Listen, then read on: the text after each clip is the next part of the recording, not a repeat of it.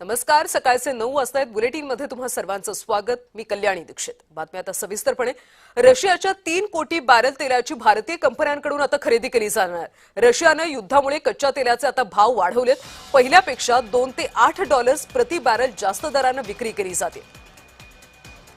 सध्या आखाती युद्धामुळे भारताला इंधन टंचाईची झळ पोहोचते आणि या दरम्यान आता रशियाच्या 3 कोटी बॅरल तेलाची भारतीय कंपन्यांकडून खरेदी केली जाणार आहे. रशियानं युद्धामुळे आता कच्च्या तेलाचे भाव वाढवले. पहिल्यापेक्षा $2 ते $8 प्रति बॅरल जास्त दराने रशियाकडून विक्री केली जाते. दरम्यान मार्चमध्ये रशियाकडून भारताच्या तेल खरेदीमध्ये 45% वाढ झाली. मार्चच्या 11 दिवसातच 15 लाख बॅरल्स तेल खरेदी करण्यात आले. संपूर्ण फेब्रुवारीमध्ये 10 लाख बॅरलची तेल खरेदी झाली. मार्चच्या 11 दिवसात इराक, सौदी अरब आणि यूएई कडून सुद्धा मोठी तेल खरेदी झाली.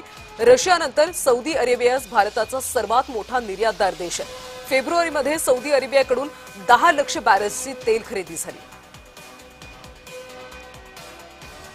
भारताला नेमकं किती कच्चं तेल लागतं पाहूयात सविस्तरपणे ग्राफिक्सच्या माध्यमातून.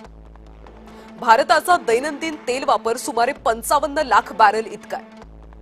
सध्याच्या घडीला भारत 40 देशांमधून कच्चं तेल आयात करतो. एकूण आयातीपैकी 70% तेल हे होर्मुझच्या सामुद्रधुनीतून येतं.